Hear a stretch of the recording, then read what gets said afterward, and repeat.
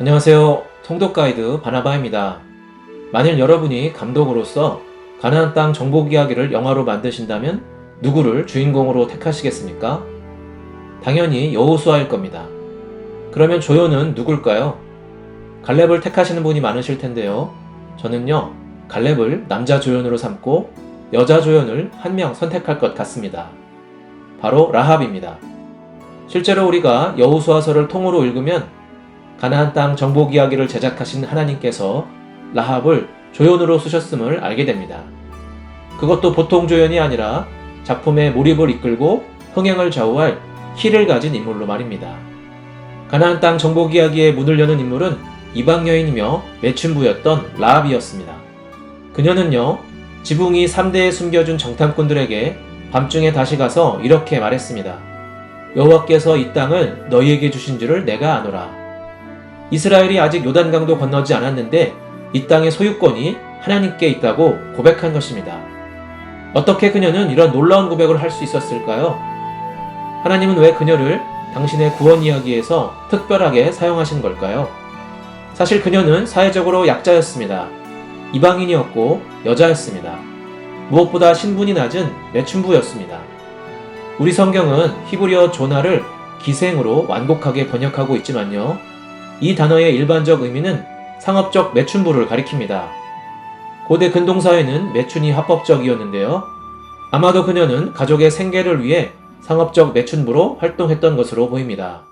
물론 일부 학자들은 조나를 단순한 매춘부가 아니라 여관 주인으로 보기도 하는데요. 당시 여리고에 여관과 매춘이 혼합된 형태가 많았다고 하기에 이 두 견해는 서로 배타적이진 않습니다. 실제로 여러 민족, 다양한 유형의 남자들이 누구나 찾는 곳이었기 때문에 정탐꾼들도 의심을 덜 사고자 일부러 라합의 집을 찾아갔음이 분명합니다. 하지만 한 가지 확실한 것은요, 가나안 사람들이 풍요와 번영의 신, 폭풍과 농경의 신 바알을 섬길 때, 그리고 다산의 여신 아세라를 섬길 때 성적인 죄를 행하는 경우가 있었다는 사실입니다. 이것은 하나님의 거룩 개념과 충돌할 수밖에 없었습니다. 이처럼 라합은요, 철저한 약자이자 죄인으로서 구원의 가망이 사실상 전혀 보이지 않는 인물이었습니다. 이것이 냉정한 현실이었습니다. 그런데요, 놀랍게도 그녀는 하나님을 향한 믿음이 이미 마음속에 자리 잡고 있었습니다. 여호수아 2장 9절에서 11절의 고백을 보시면 너희의 배후에서 행하신 하나님의 역사를 우리가 듣고 우리가 마음이 녹아내렸다라는 식의 진술을 반복합니다. 그리고는 최종적으로 이렇게 진술했습니다. 너희 하나님 여호와는 위로는 하늘에서도 아래로는 땅에서도 하나님이시니라. 이 표현은요, 단순한 감정 표현이 아니라 인격적인 신앙 고백이었는데요. 사회적 약자였던 이방 여인의 입에서 고대 근동의 다신론 문화를 거스르는 유일신 신앙이 고백된 실로 엄청난 고백이었던 것입니다. 또 그녀의 믿음은 머릿속에만 머문 믿음이 아니라 행함이 동반된 적극적인 믿음이었습니다. 그녀는 하나님을 보기도 전에, 경험하기도 전에 소문을 들은 것으로만 이미 하나님을 섬기기로 마음먹었습니다. 그리고 두 이방 사녀들을 목숨을 걸고 숨겨주었습니다. 숨긴 게 다가 아니었습니다. 그녀는 왕이 보낸 사람에게 과연 그들이 내게 왔었으나 어디에서 왔는지 나는 알지 못한다. 또 어디로 갔는지 나는 알지 못한다 라며 대담하게 거짓말을 했습니다. 그리고 한 걸음 더 나아가 추격자를 완전히 따돌리기 위해 급히 따라가라. 그리하면 그들을 따라잡으리라 라고 먼저 제안하는 등 정탐꾼들에게 적극적으로 협조했습니다. 그리고 이는 결국 하나님 편에 서기 위한 협조였던 것입니다. 라합이라는 이름의 뜻은 넓다, 넓히다인데요. 그녀는 비록 창녀였지만 하나님을 향한 믿음을 붙잡은 결과 결국에는 그 이름처럼 이스라엘 영토 확장의 도구이자 관문으로 하나님이 주시는 번영과 은총을 상징하는 넓은 믿음의 소유자로 후대에 전해지게 되었습니다.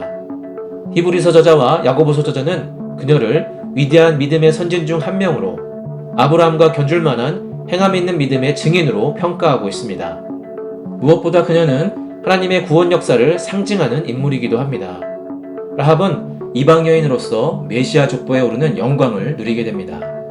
마태복음 1장 5절은 그녀가 살몬과 결혼하여 보아스를 낳았고 보아스는 룻과 결혼하였다는 사실을 언급하는데요.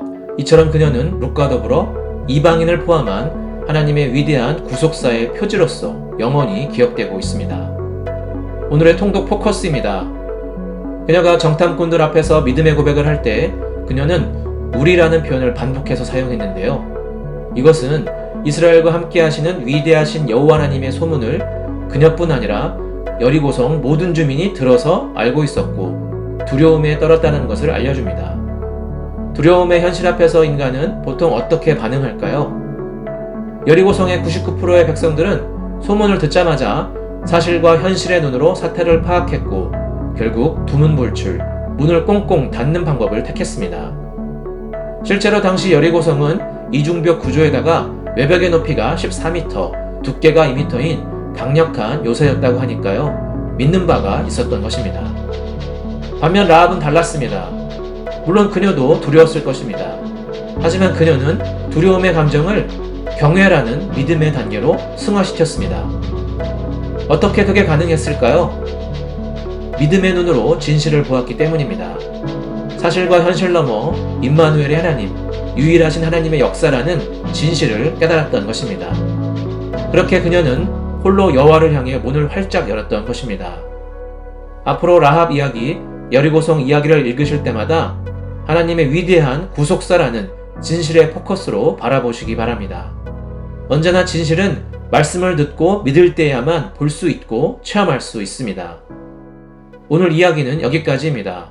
다음 시간에 아골골짜기 이야기로 돌아오겠습니다. 시청해주셔서 감사합니다.